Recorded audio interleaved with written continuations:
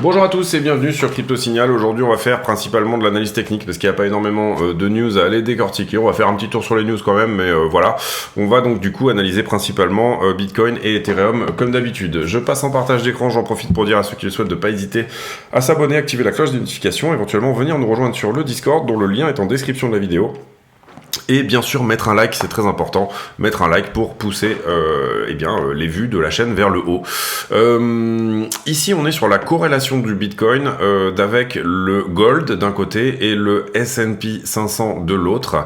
Et vous voyez que depuis globalement le 23 mars, c'est un petit peu cette date qui fait foi, eh bien on est complètement décorrélé d'une certaine manière du S&P et on est relativement d'une certaine manière plutôt corrélé au Gold. Donc corrélation de 50%, c'est pas non plus incroyable, mais en fait cette crise bancaire finalement nous montre que oui, peut-être que d'une certaine manière Bitcoin est en train de prendre sa place de réserve de valeur, d'or numérique, si tant est que vous soyez sensible au concept de rareté numérique et que vous ayez compris finalement les enjeux de comprendre cette idée d'une rareté programmée et que oui, le digital peut être rare et que oui, un asset qui n'a pas de collatéral métallique peut effectivement avoir une certaine valeur, à ce moment-là, effectivement, vous êtes peut-être dans le bon train.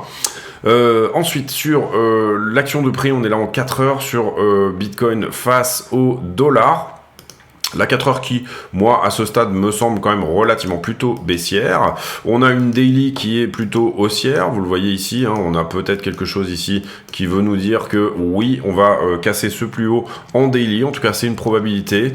Mais on voit quand même que la 1 heure et la 4 heures sont à ce stade plutôt baissières. Surtout, d'autant plus qu'on voit qu'on a été repoussé ici au moment où on fait ici ce plus bas là. Donc, à ce stade, en tout cas, pour le moment, on peut pas parler vraiment de retournement.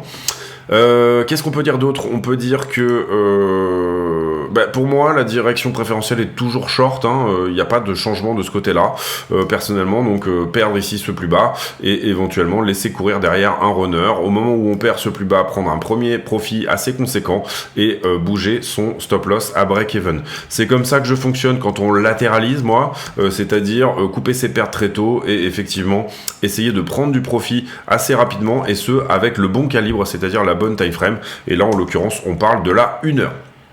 Pas grand chose de plus à dire sur BTC, sincèrement, l'analyse elle a déjà été faite hier et il n'y a pas vraiment de nouveau de ce côté-là. Le nouveau il vient plutôt du côté d'Ethereum. Ethereum qui lui a fait sa prise de liquidité au-dessus de la structure. Vous voyez qu'Ethereum, et en fait on était repoussé par ces zones-là à chaque fois. Alors personnellement, moi j'ai pris un short sur Ethereum à peu près dans cette zone-là. J'ai pris un premier profit au moment, et ça a été au dollar près, au moment où on a tapé ici ce point-là. Donc vous voyez, ça correspond tout à fait à ce que je vous explique. Quand vous arrivez là, et bien du coup vous mettez votre stop loss à break even et en fait du coup effectivement vous vous faites sortir. Alors là moi j'étais pas devant l'ordi, sinon j'aurais rouvert un short là, sincèrement sur ce niveau là ça me paraissait intéressant de le faire et du coup vous voyez que je me serais fait attraper sur ce coup là. Effectivement on n'a pas perdu ce point là et en l'occurrence on serait venu manger mon stop loss après juste derrière. C'est pour ça qu'on a un stop loss et qu'on pratique un risk management qui est maîtrisé. En l'occurrence ici on voit qu'Ether revient jouer avec une résistance précédente. On voit aussi que sur Ethereum, si on se met sur du 4 heures, on est à l'attaque de ce pic-là. Et si jamais ça passe, on va attaquer celui-ci. 1958, voilà, quelque part entre maintenant et 1958, personnellement, moi je privilégie toujours une direction préférentielle en short. Cela dit, sincèrement, dans des latéralisations comme ça, et d'autant plus qu'il a cassé en haut, ça peut être intéressant pour Ethereum de venir surperformer Bitcoin pendant un petit moment. Donc du coup, peut-être que je vais, si j'ai envie de shorter, éventuellement me rabattre désormais plutôt sur Bitcoin. Néanmoins, je vois qu'il y a pas mal de liquidités sur Ethereum en dessous. Ce qui m'intéresse aussi sur Ethereum contre BTC, donc là on est sur Ether contre BTC, c'est qu'on a cassé une résistance précédente qui est là. Donc là, on passe au travers, c'est bien. Et potentiellement, on se dirige vers la résistance suivante qui est ici, c'est-à-dire au 0,068. Là, on est à 0,066, on est déjà peut-être à mi-chemin. Et vous vous rappelez, quand on avait fait l'analyse de Ether contre Bitcoin, qu'on se disait, bah, est-ce qu'on n'est pas finalement en bas de quelque chose ici, en bas d'une 2. C'est ce qu'on avait posé comme éventuel scénario. Là, on rebondit entre les 0,5 et les 0,618. Voilà, on va voir comment ça se passe. Pour le moment, vous voyez que la trend de distribution n'a pas encore été attaquée. Hein, donc déjà, en fait, on commencera à se dire que oui, c'est joli. À partir du moment où on passe cette trend de distribution là, pour le moment, on est plutôt en bas de quelque chose. Personnellement, moi, je pense que c'est un très bon niveau pour éventuellement commencer à réfléchir à investir sur des altcoins. Et au plus elles sont risquées et obscures, au plus je pense que c'est intéressant actuellement. Par contre, il faut bien entendu qu'il y ait un bon fondat et une jolie action de prix pour pouvoir éventuellement rentrer là-dessus. Toutes les altcoins vont potentiellement rentrer dans une zone d'accumulation, c'est-à-dire un range. En bas, vous allez voir une grande pente et vous allez voir un range. Et là, le but, c'est de commencer à se dire, bah, je vais commencer à payer le bas de range, hein, tout simplement. J'ai analysé plus de 300 altcoins dernièrement et vous avez vu que c'était plus ou moins, on va dire, l'analyse globale, c'était tout simplement de dire ça, de dire bah, je vais laisser traîner un ordre à l'endroit le plus greedy possible. Voilà pour l'analyse technique, je pense qu'on a relativement fait le tour. On va faire le tirage au sort du gagnant des 200 USDT. Comment ça marche en fait? Vous affiliez sur la chaîne, soit sur Bybit, BitGet ou KuCoin, et vous vous affiliez, vous faites un dépôt de 100 USDT et vous venez poster votre UID dans la section spécifique du Discord. Tout est expliqué dans la page de pub que je passe tous les jours. Donc du coup, on va envoyer la page de pub et ensuite on va faire le tirage au sort. Allez, on y va pour la page de pub. La chaîne est partenaire de 2 exchanges qui sont Bybit et BitGet. Ces 2 exchanges ont fait leurs preuves, ils sont suffisamment liquides à mon sens et ils ont également d'excellentes preuves de réserve. Comment on passe par le lien de la chaîne pour s'affilier sur un de ces exchanges? Tout simplement, on va sur la vidéo, on clique sur la description de la vidéo et là vous aurez 3 liens importants. Le premier étant l'accès au Discord, le serveur qui nous permet de communiquer. Le deuxième étant les liens d'affiliation ici que vous voyez sur Bybit et BitGet. Lorsque vous cliquez sur un de ces liens, vous allez tomber sur une page qui ressemble à ça, et là vous allez cliquer sur s'inscrire. À partir de là, vous aurez de toute façon accès au moins 15% sur vos frais de trading, quoi qu'il arrive. Pas besoin de faire le reste, on va dire. À partir de là, vous serez de toute façon affilié. Mais vous pouvez éventuellement aller plus loin. Vous pouvez aller plus loin en tout simplement, une fois que vous êtes connecté, votre page de connexion, elle ressemble un petit peu à ça. Et là, vous allez passer votre souris sur votre icône de profil, et ça va vous afficher un numéro qui s'appelle le User ID, le UID. Vous copiez cet UID et vous venez sur le Discord, vous présentez ici. Nous, notre Discord, il faut se présenter à l'entrée, c'est-à-dire qu'il y a un filtre, on filtre les gens de manière à éviter les scams et les bots et pour donner des rôles aux gens, c'est-à-dire est-ce que vous êtes plutôt trader, débutant, affilié, etc. Une fois que vous aurez fait ça, vous allez dans le salon demande affiliation et dans le salon demande affiliation, vous allez pouvoir poster votre UID. Et votre UID sera validé ou non comme étant une UID qui est tout simplement affiliée à CryptoSignal. Ensuite, vous aurez accès à un salon privé qui s'appelle Section Affiliée, dans laquelle je poste des graphiques et je poste des analyses, etc. exclusives sur ce salon. Il y a aussi une possibilité de participer à un tirage au sort. Pour participer à ce tirage au sort, il faudra également déposer 100 USDT, en plus de s'inscrire et de faire toutes ces démarches-là, déposer 100 USDT sur un de ces 2 exchanges. À partir de là, l'exchange me le dira et ils me diront que vous avez, entre guillemets, le statut de super affilié. Le statut de super affilié, vous n'êtes pas obligé de trader ces 100 USDT d'ailleurs, hein, ils peuvent très bien juste rester sur la plateforme quelques temps, le temps que vous soyez validé, et puis une fois que vous êtes validé, vous pouvez les enlever, vous en faites ce que vous voulez, mais ça vous permettra de participer à un tirage au sort tous les 20 affiliés de 200 USDT. Donc le premier tirage au sort, il sera sur 20 affiliés, le deuxième sera sur 40, une chance sur 40 de gagner 200 USDT, le troisième sera sur 60, une chance sur 60, etc. Donc voilà, écoutez, si ça vous intéresse, n'hésitez pas à passer par ces liens, et puis on revient à la vidéo. Merci de votre attention. Ok, donc on y va pour le tirage au sort que je vous ai préparé. Donc on est 40 affiliés là actuellement, donc ça veut dire que on y va pour le deuxième tirage au sort. C'est la deuxième fois qu'on met 200 USDT en jeu.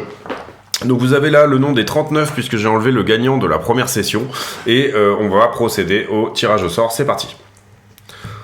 Roulement de tambour, et c'est Noldar95 qui gagne les 200 USDT. Donc Noldar, écoute, tu me posteras en message privé ton adresse USDT et je t'enverrai ça dès que je reçois ton adresse. On repasse ici sur le prix, on va vite fait faire la news. Pas vraiment de news au niveau économique, donc du coup on passe là-dessus, pas vraiment de news ici. Il y a eu un espèce de FUD je crois sur, enfin j'ai vu passer quelque chose sur CZ, comme quoi il y aurait une notice Interpol, un mandat d'arrêt Interpol, et apparemment c'était un fake. Et voilà, bon, après le procès CFTC de Binance, rien de bien incroyable. AV qui regarde du côté d'une extension vers la BNB Chain, le réseau Starknet et le Polygon ZKEVM. Ici, vous le voyez, CZ arrête des rumeurs d'arrestation de CZ. Ici, les BRICS qui travaillent sur une nouvelle monnaie. Probablement qu'on aura des réponses en août là-dessus, sur quoi va être basée cette monnaie, etc.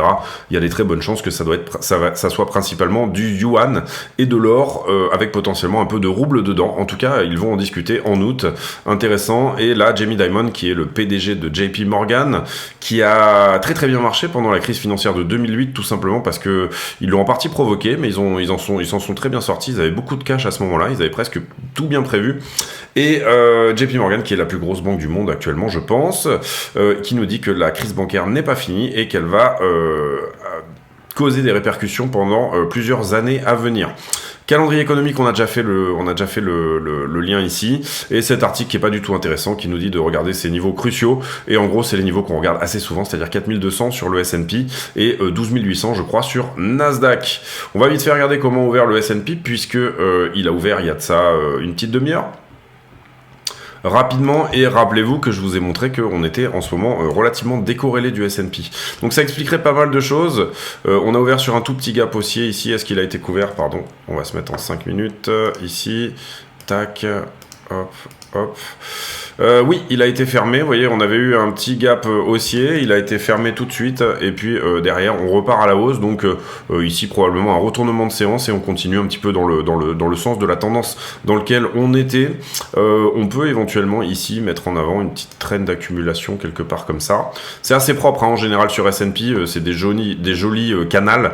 Voilà, c'est l'asset en général où c'est tellement, on va dire, y a tellement énormément de liquidité dedans que ça reste, en fait, il nettoie ses shorts et puis ensuite il repart et ainsi de suite. Enfin voilà, et quand il fait une tendance, c'est relativement propre. Le pétrole, on a regardé hier, on a fait tout un sujet là-dessus. Pétrole qui a pris plus 7 ou 8% hier. Sur la news comme quoi l'Arabie Saoudite allait couper sa production de 1 million de barils par jour, pardon, et vous voyez que le pétrole continue à augmenter hein, ici à ce stade. Alors on est sur résistance là, on va voir s'il repousse ou pas, mais en tout cas cette news, vous voyez qu'elle lui a fait ouvrir un énorme gap haussier au baril de Brent, et c'est relativement violent. Donc attention, parce que ça peut retourner un petit peu le headline CPI, pas forcément le core CPI, mais le headline, donc le CPI principal, on va dire, peut ici prendre une petite tatane avec ça. Ça mettra du temps à se mettre en place, hein, c'est-à-dire que le temps que l'offre se coupe, etc., qu'il y ait ce manque et que les prix actuels soient réellement mis sur le marché, ça va prendre au moins 2 ou 3 mois. Mais attention, pour moi, c'est en mai qu'il va falloir être particulièrement vigilant. Le CPI de mai qui risque ici de nous mettre une petite tatane vers le haut. On repasse ici sur les liquidations dorénavant. Hop, ici, tac. On a liquidé 172 millions, donc c'est plutôt conséquent. Avec à peu près la moitié sur Bitcoin et Ethereum, ça c'est plutôt dans la normalité. Ensuite sur le carnet d'ordre, eh bien j'ai des ordres à la vente qui commencent à apparaître ici, vous le voyez dans la zone là notamment. Là on est sur une bougie égale 5 minutes, hein, donc globalement là on est à peu près à hier soir. Et on a quand même de l'ordre à la vente qui vient d'être pris ici hein, sur la petite montée. Donc là on devrait résister normalement, et vous voyez qu'on arrive à prendre ces ordres 108 Bitcoin, etc. Donc là on est plutôt peut-être dans une structure de distribution à voir, hein, je veux dire, en tout cas on voit également qu'il y a de l'accumulation qui se fait, mais sur le carnet d'ordre on a plutôt l'impression d'être dans une structure de distribution plutôt en haut de quelque chose. Les options on va pas regarder aujourd'hui parce que on n'est pas sur des niveaux d'options intéressants, et ici on va aller voir BTC, USDT, PERP pour regarder les marchés en levier tout simplement. Qu'est-ce que ça nous dit du côté du funding? Et du côté du funding, vous voyez que on a pris le point bas ici des 27 535 qu'on avait mis en avant hier. On va augmenter un petit peu ça pour voir un peu mieux. Et d'une certaine manière, qu'est-ce qu'on a? Pour moi, tout est à peu près normal. Hein. On voit que le funding suit le prix, etc. Donc ce qu'on pourrait penser, c'est tout simplement éventuellement rajouter un niveau ici en trétillé, parce que c'est pas un niveau extrêmement conséquent, mais que, vous le voyez là ici, le prix suit l'open interest qui suit le funding. Donc il n'y a pas d'anomalie. Nous, ce qu'on aime bien voir éventuellement sur le funding, ce sont des anomalies où là, on se dit, ah bah tiens, effectivement, il y a beaucoup plus de short que de long ou autre chose. Sur Ether, sur Ether, vous voyez qu'on a cassé littéralement le niveau le plus haut, donc on a fait un peu l'inverse. On a pris 2 niveaux en hauteur ici, d'une certaine manière, on va dire que là, il y a peut-être pas mal de shorters qui sont rentrés, vous le voyez, puisque, ici on a clôturé, d'accord, du long. En même temps, j'ai quand même une augmentation du prix tout en ayant finalement le funding, vous le voyez, n'augmente pas tout de suite, donc c'est là qu'on a été massivement shorté en fait sur Ether. Quand on a fait ici ce dip là, on a été massivement shorté et du coup c'est ça qui nous renvoie le prix un peu plus haut que tout ce qu'il y a en liquidité au-dessus de la structure. Ensuite on rentre sur une forme de cascade de liquidation tout simplement, vous le voyez ici sur cette bougie là, cascade de liquidation, ça veut dire quoi? J'ai les liquidations des shorters qui étaient garés en levier 100 là juste au-dessus de la structure en X minutes, et là du coup on vient tous les chercher. Donc voilà, pour moi rien de nouveau sur Ethereum, on n'est pas extrêmement shorté au dernier top ni même au dernier bottom. Bon là vous voyez que c'est tellement proche du précédent qu'on va le garder comme ça et on va mettre un niveau en trétille en haut, mais entre guillemets on est plutôt sur une certaine normalité, si ce n'est ce qui s'est déjà passé, c'est-à-dire le petit short squeeze que je vous expliquais tout à l'heure. Donc on va sauver ça, on va aller voir maintenant les poches de liquidité, et sur les poches de liquidité, là on revient sur Bitcoin. On voit très bien sur Bitcoin ce qui s'était passé là, c'est-à-dire on clôture énormément de long, hein, vous voyez là surtout on prend une très grosse zone de long, en même temps beaucoup de shorts qui s'ouvrent sur cette espèce de gros dip qu'on a eu finalement, c'était hier soir. 19h, cette espèce de gros dip là, et finalement beaucoup de shorters qui rentrent dans le train à ce moment là, et en fait on vient les chercher. Là globalement vous voyez qu'on a un petit peu de longueur en dessous, mais on est peut-être quand même ici dans une zone où Bitcoin pourrait pousser un peu plus, je dirais peut-être jusqu'au 27.8, 28.8, donc ça altérerait un petit peu notre structure 1 heure. Pour le moment vous voyez également que malgré une augmentation du prix, j'ai un delta en faveur des shorters qui est diminué, donc ça veut dire que j'ai pas mal de longs qui sont en train de rentrer quand même j'ai quand même pas mal de longs qui sont en train d'entrer sur ce mouvement là. Néanmoins pour le moment la position sont plutôt shorteuses à raison de 3,5 milliards sur les 5 derniers jours glissants. On va regarder que les x100 maintenant, moi j'aime bien faire ça pour avoir une idée plus précise un peu de ce qui se passe. Et d'une certaine manière, vous voyez qu'on a liquidé pas mal de positions ici qui étaient rentrées en x100. Vous voyez qu'également sur le x100, en termes de résiduel, on n'a plus grand chose au-dessus des 28,6. Donc ça altérerait pas forcément la structure. Ça viendrait altérer ici ce point-là, mais d'une certaine manière, si on prend vraiment si là on fait un plus haut qui est plus haut que celui-ci, c'est pas tellement un problème à partir du moment où on ne perd pas celui-là. Et donc en l'occurrence sur les x100, on pourrait peut-être se dire que la structure baissière pourrait continuer. Run. Ici, on est maintenant sur Ethereum. Vous voyez, très grosse position sur Ethereum qui s'est ouverte en longue, 2 positions à la suite. Donc, on va aller voir ici le x100, si jamais c'est le cas. On voit ici le delta qui est plutôt en faveur des longueurs, désormais. Des très gros longs qui se sont ouverts, là. Donc, ça, c'est relativement baissier à moyen terme sur Ethereum. Par contre, effectivement, quand je vais voir et que je me dis, bien, admettons que ces leviers-là soient des x100, c'est-à-dire le levier maximum, et que je zoome sur la structure, vous voyez qu'on a cueilli les x100 ici. Donc malheureusement, ces très grosses positions, elles sont peut-être déjà sorties ou alors fermées. Donc voilà. Donc là, c'est difficile de dire est-ce que Ether va réellement aller plus bas ou pas. Malheureusement, on n'a pas la confirmation qu'il reste une très grosse position à venir chercher. Finalement, le short, il fallait le prendre tout en haut ici pour effectivement venir chercher ces positions-là. À ce stade, en tout cas, on voit que sur Bitcoin, on a plus de shorters et sur Ether, désormais, on a plus de longueur. Donc ça encouragerait peut-être plus à venir shorter une nouvelle fois Ethereum, comme on l'avait expliqué il y a déjà quelques jours, et c'est pour ça qu'on était passé en position sur Ethereum au lieu de Bitcoin à ce moment-là. Ici sur la 12 heures, vous voyez qu'on liquide plutôt du long. Sur la 7 jours, donc c'est à peu près la même chose qu'on regarde là, mais avec des time frames glissantes un peu différentes. Sur la 7 jours, on est venu prendre une très très grosse zone ici, vous le voyez, autour des 27-27,2, très grosse zone dans le orange. Est-ce que désormais on n'est pas en train de se diriger vers les 29,6? C'est une bonne question. Est-ce qu'on a suffisamment liquidé ici sur la 7 jours pour pouvoir, parce que la 7 jours pour moi c'est celle qui marche le mieux en ce moment, hein, sincèrement, ou alors est-ce qu'on va juste encore une fois, continuer à ranger dans la zone pour que cette zone-là ou cette zone-là redevienne jaune, par exemple, et là, que ça nous donne éventuellement une décision, à la fois dans un sens ou dans l'autre, sur BTC, encore une fois. Ici, même chose, et là ça nous permet quand même de mettre un peu plus déjà en corrélation ce qu'on voit sur la 7 jours, on la met en corrélation sur la 1 mois, on voit que sur la 1 mois, on a plutôt des choses à prendre au-dessus des 29, ou alors en dessous des 25,2. Donc voilà, il faut soit un très gros dump, soit un pump au-dessus de la structure. Là c'est la question, est-ce que on va aller tout simplement dans un sens ou dans l'autre? Globalement pour moi, je reste baissier à ce stade, mais je peux très bien me tromper, donc du coup, aucun problème avec ça. Et puis là, sur Ether, on voit le manque d'intérêt, hein, quand même. Il y a très peu de positions ouvertes en ce moment. Vous voyez qu'on est venu chercher ici quand même ce qu'il y avait au-dessus de la structure. La première short squeeze et ensuite deuxième short squeeze, où là on vient prendre un petit peu ce qu'il y a de vert, mais sur la 12 heures, il y a très peu d'open interest ouvert par rapport à Bitcoin. Vous voyez bien la différence. Et ici sur la 7 jours, vous voyez que Ether prend sa décision finalement, et une fois qu'on est passé, donc ça c'était globalement 31 mars, donc il y a 5 jours, une fois qu'on est passé dans le jaune, eh bien il est venu faire son mouvement. Globalement, on pourrait penser ici que soit Ether va à 2000 $, soit Ether va sous les 1700. Sous les 1700, vous comprenez qu'il commence à y avoir de l'open interest ici qui s'accumule. On avait commencé à le bouffer quand on était venu ici autour des 1760, je crois, quelque chose comme ça, voilà. 1760, on avait commencé à attaquer cette zone et on a arrêté le boulot en plein milieu pour finalement se retourner et venir prendre la zone qui s'était pas mal densifiée au-dessus. Donc sur la 7 jours, Ether qui finit pas le boulot finalement. Est-ce que les positions sont trop vieilles, elles ont été fermées, elles étaient en levier conséquent, etc. Ça, on ne le sait pas, hein, c'est un petit peu le problème.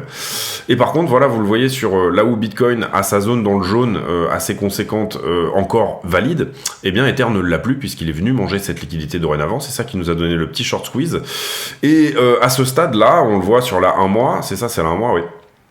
Eh bien, soit on se dirige vers les 2000 $, et là, ça permet de mettre aussi en corrélation qu'est-ce qui se passe autour des 1007 par rapport à tout ce qui s'est passé depuis un mois. Sincèrement, je doute que les leviers x50, x100, etc. restent en position plus de un mois, même si c'est possible, hein, ça se peut. Mais bon, voilà, je pense pas ici que y ait beaucoup encore de positions qui soient dans les tuyaux. Peut-être plus sur du short que sur du long encore, parce que sur du long, on peut se dire, bon, short de couverture par exemple, donc de toute façon, si le prix remonte, bon, c'est assez compliqué d'appréhender ça, mais en gros, c'est soit 2000 pour moi, soit on va sous les 1006 pour Ethereum, voire 1360. Est-ce qu'on va toucher les 2000 ou les 1300 ou les 1360 avant sur Ether? Sincèrement, c'est une très bonne question. Pour le moment, on est plus proche des 2000, donc on pourrait peut-être dire que le prix va à 2000. Personnellement, je trouve qu'il y a quand même pas mal de liquidité en dessous. Alors encore une fois, quand on regarde ici dans le bleu, comme on a nettoyé au 1760, vous voyez qu'on a nettoyé une partie de cette liquidité là. Donc après, finalement, on se retrouve avec un delta qui nous dit, non, finalement, j'en ai plus en haut. Donc voilà, c'est à voir. Est-ce que là on continue dans cette zone verte? Est-ce que désormais on se penche sur la 1 mois? Parce que moi, sincèrement, j'ai plutôt tendance ici à regarder la 7 jours, sincèrement. Je trouve qu'elle est plus intéressante. Donc voilà, pour le coup, venir sous 1705, donc réouvrir un short ici à ce stade. Je pense qu'il va falloir voir ici quel est le type de structure qui se crée tout simplement en bas et quels sont les types de news tout simplement également sur Ethereum et Bitcoin. Pour le moment, c'est plutôt bon pour nos portefeuilles d'investissement puisque ça tient dans la zone. Encore une fois, pour moi, on a une grosse prise de liquidité à faire ici. Pour le moment, elle se fait pas. Est-ce qu'une partie ici a déjà clôturé ses positions, par exemple sur ce pump là? Est-ce que à chaque fois ici, est-ce qu'elle est venue se garer sous la structure ici et donc du coup on en a liquidé une partie là? Je crois pas parce que pour moi c'est tellement conséquent comme nombre de liquidités entre guillemets que ça aurait donné une cascade de liquidation plus importante. Voilà, c'est mon avis.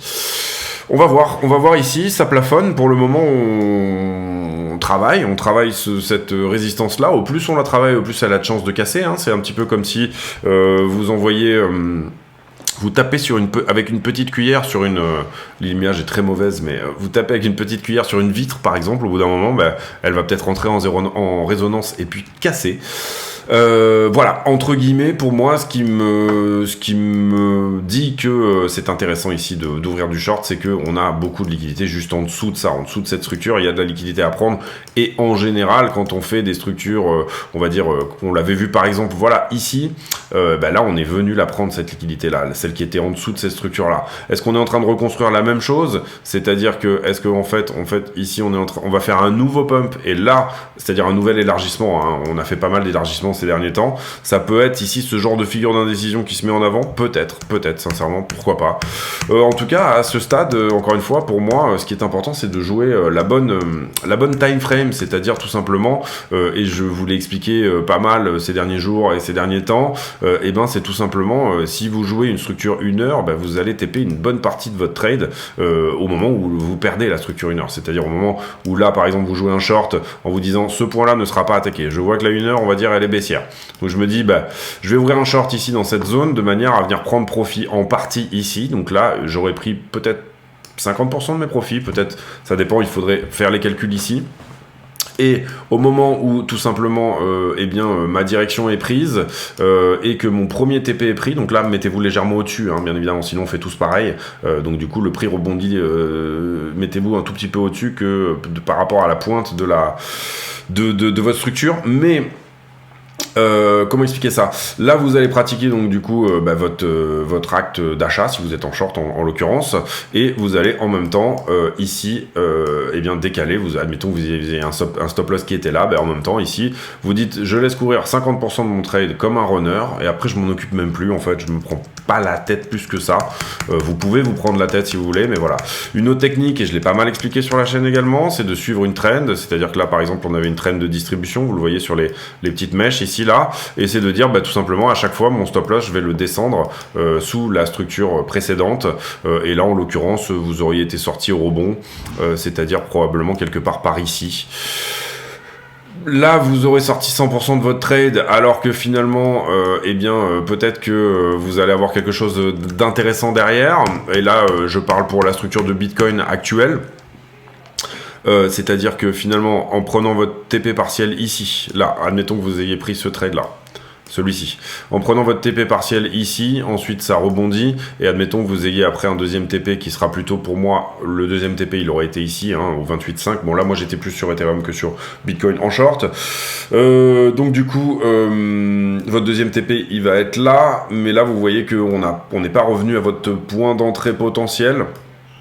Donc à ce stade, vous avez toujours votre runner qui est en train de courir, vous prenez votre deuxième TP ici, et là pour le coup, moi j'aurais tendance vraiment à resserrer un petit peu.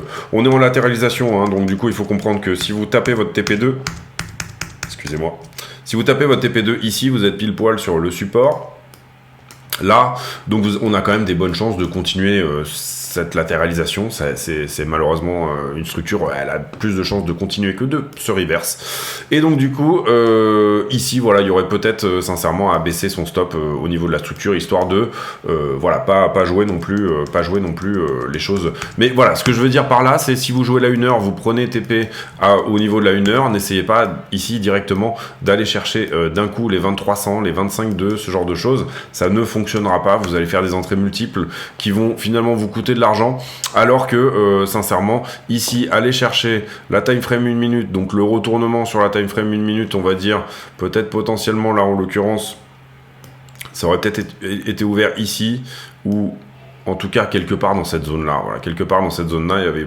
peut-être même, si on prend le 1 minute dans cette zone là, admettons que vous étiez ici sur une position short encore une fois, et que vous l'ayez ouvert dans cette zone. Alors j'ai pas ouvert cette position, hein, mais je vous donne l'exemple.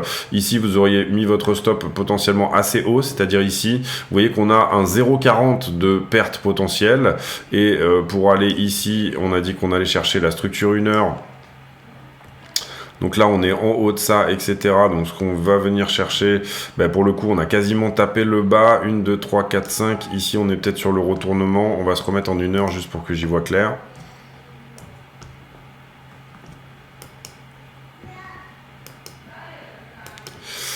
Oui, oui, ça serait l'attaque de ça, légèrement au-dessus. Hein.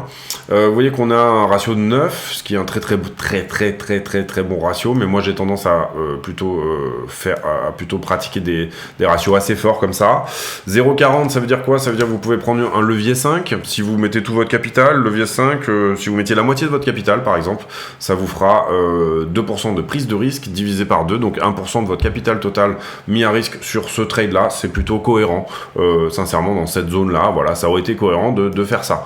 Alors c'est un ratio de 10, oui, vous pouvez jouer 10 fois ce ratio, vous pouvez le perdre 10 fois, vous aurez perdu 10% sur effectivement votre capital de trading, mais si vous le gagnez à la 11e, et ben à ce moment-là, ça fonctionne.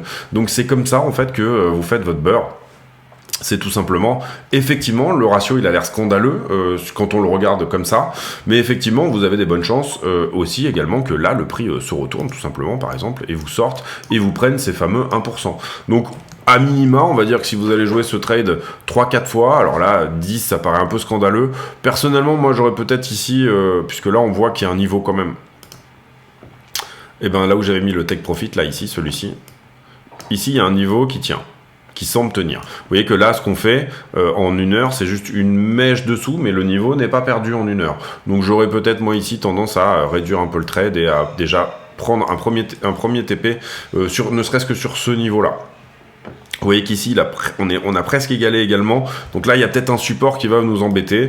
Donc voilà, déjà, voilà, réduire là ici, vous le voyez à 6,57, éventuellement le ratio, et en l'occurrence, prendre un premier TP dans cette zone-là. Peut-être, pourquoi pas, c'est relativement intéressant. En tout cas, là, pour le moment, le train est passé, c'est-à-dire que pour moi, sauf si on revient bien évidemment à l'attaque de ce pic-là, mais globalement, d'une certaine manière, ce qu'on peut voir là, c'est que effectivement, la structure, elle reste potentiellement baissière. Donc du coup, voilà, toutes les attaques de ce sommet-là, mais qui ne passent pas, et les plus greedy possibles, sont relativement intéressantes à prendre, quoi qu'il en soit. Encore une fois, après, c'est une méthode, ça dépend vraiment de votre psychologie, mais celui qui voudra ici dire, bon, ben, moi, je regarde après la traîne en 5 minutes, c'est pas du tout un problème de faire comme ça, hein. Sincèrement, moi, c'est un peu moins ma came, mais des fois, je le fais. Voilà, là, vous prenez cette traîne. Vous avez ici une forme de structure, alors là elle n'est pas extrêmement propre, mais vous avez une forme de structure ici qui est en train de se créer, vous le voyez là. Et là du coup, vous voyez que on est parti dans votre sens du trade, ok? On a fait le rebond. Vous avez plus ou moins une trend qui s'est plus ou moins dessinée, d'accord? Donc votre stop loss était auparavant ici. Vous pourrez éventuellement ici le décaler là. Vous avez des très bonnes chances de vous faire sortir, je vous le dis tout de suite. Par contre, votre trade est profitable. Vous l'avez tenté. Si ça part très agressif, vous serez dedans. Si ça remonte, vous serez en dehors. Donc ça, c'est une manière de faire que j'aime un peu moins, mais qui sincèrement peut fonctionner selon, entre guillemets, vraiment, vous avez des gens qui font du scalp et qui fonctionnent comme ça, tout simplement en se disant, moi je me fais sortir, c'est pas grave, je retrouverai une entrée encore un peu plus haut. Si ma direction préférentielle, elle est dans le bon, enfin, si je pense que ça va aller dans ce sens-là, etc., alors à ce moment-là, je rationalise ma manière de regarder la structure. Bien évidemment, assez souvent, on descend en 3 vagues. C'est-à-dire que là, vous avez des bonnes chances de vous faire sortir de cette 5 minutes. Cette 5 minutes, à un moment donné, cette 1 minute, oui, c'est une 5 minutes, pardon, cette 1 minute, elle risque de s'aplatir comme ceci. C'est-à-dire, là, vous aurez une nouvelle 5 minutes parce qu'on aura eu un rebond de prise de liquidité, admettons, au-dessus de ce truc-là. Et puis ensuite, on aura effectivement le prochain mouvement qui va donner un petit peu le plus bas. Voilà, à voir après également, dans une latéralisation comme celle dans laquelle on est en ce moment, comprenez que ça c'est haussier également, c'est-à-dire que on a ici des tas de time frames qui vont dans des sens différents, d'accord? Ici j'ai une haussière, nous on est en train d'essayer de jouer une baissière pour jouer la baissière qui est plus grande. Donc il faut bien ici, encore une fois, réfléchir à la manière de faire et réfléchir à quels sont vos critères de décision. Voilà, on va revenir là-dessus, puisque là, par exemple, vous avez une trend d'accumulation qui est plutôt propre, hein, je vous la mets tout de suite, qui est en train d'être perdue. On va peut-être même se mettre... Voilà, c'est pas extrêmement pile-poil, mais bon, vous voyez l'idée, qui est en train potentiellement d'être perdu. Donc là, pareil, critères de décision, on perd une trend d'accumulation intéressante, ça m'intéresse peut-être de voir que cette structure va venir dégueuler, ça y est. On est peut-être sur le moment où la structure, elle va venir dégueuler comme ça. Donc cette 5 minutes qui, elle, est haussière, va peut-être enfin passer baissière pour venir suivre la 1 heure qui, elle-même, est plus ou moins baissière, latéralisation. Bref, on va pas faire trop long ici non plus parce que j'ai l'impression d'expliquer les mêmes choses à chaque fois, mais que le fait de les expliquer d'une manière différente peut amener la price action ici dans la tête de certains. L'idée ici, encore une fois, de toute façon, ça reste, on joue le bon calibre, c'est-à-dire je joue la bonne time frame et je prends un TP partiel quand il s'agit de le faire et je protège en toutes circonstances mon capital de trading. C'est ça le fond du fond du fond du fond de l'histoire. C'est ça tout simplement l'archibase. Après, la direction préférentielle, vous la choisissez en fonction de en combien de temps vous voulez que votre trade tout simplement se vérifie et le sentiment global bien sûr que vous avez sur le marché. Vous voyez que moi par exemple des fois je suis la structure, des fois je suis plutôt mon sentiment. Voilà, c'est aussi ici des choses qu'il faut appréhender un petit peu avec un petit peu soit d'intuition, soit soit entre guillemets de jugeote, voilà.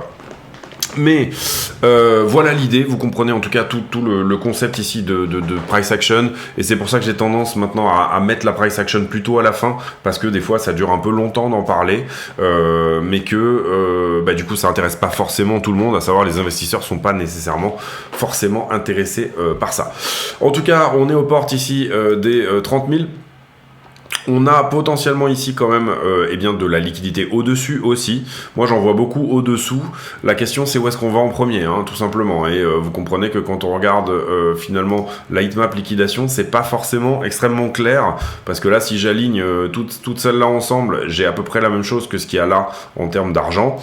Et si en fait finalement là on est au milieu de deux endroits où potentiellement, voilà, si jamais on devait taper fort, ça serait aller sous les 21,5.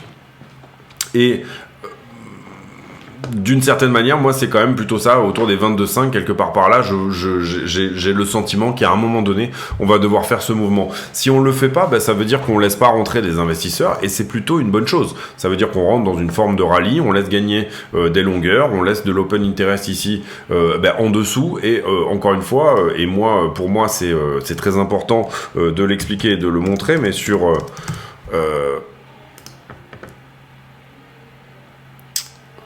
l'open interest, on est à des niveaux où par le passé, on a eu tendance à complètement éclater les leviers.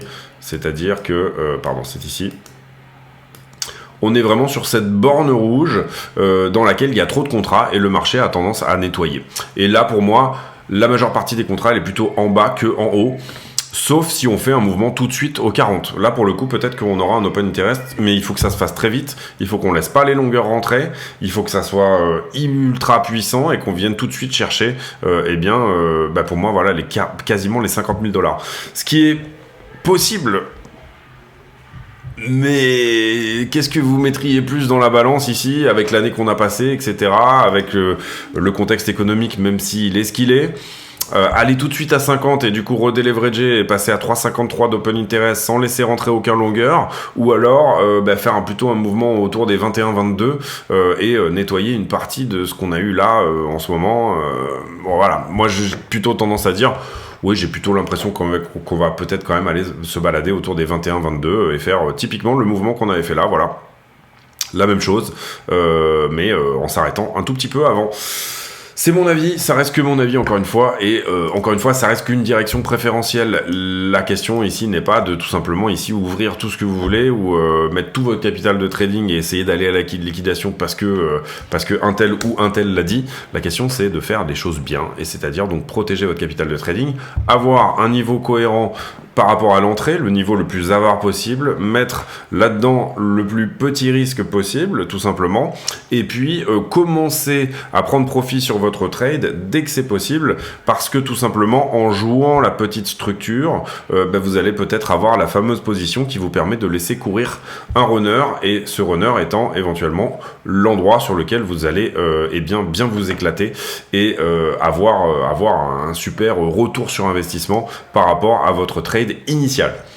Je vous laisse là-dessus, j'espère que cette vidéo vous a plu. Décidément, j'ai du mal à faire des vidéos en dessous des 40 minutes, mais peut-être qu'un jour on y arrivera. Et celle-là était plutôt bien partie, je crois qu'on était en train de faire la quasi-conclusion, alors que finalement j'étais autour des 27-28 minutes, mais j'ai parlé pendant 10 minutes à la fin. C'est pas grave, c'est comme ça, c'est ma nature. Je vous laisse là-dessus. J'espère que cette vidéo vous a plu. Si c'est le cas, dites-le. Mettez un like, commentaire, etc. Et j'ai pour habitude en fin de vidéo de poser une question à la con. La question à la con du jour, elle sera sur... est-ce que vous avez sur votre bureau l'espèce de boule là pour passer votre stress ou un truc pour passer le stress, voilà. Est-ce que vous êtes fervent de ce genre de truc là, c'est-à-dire petit truc pour finalement vous relaxer. Je vous laisse là-dessus, on se retrouve demain, passez une bonne journée, à très bientôt, ciao.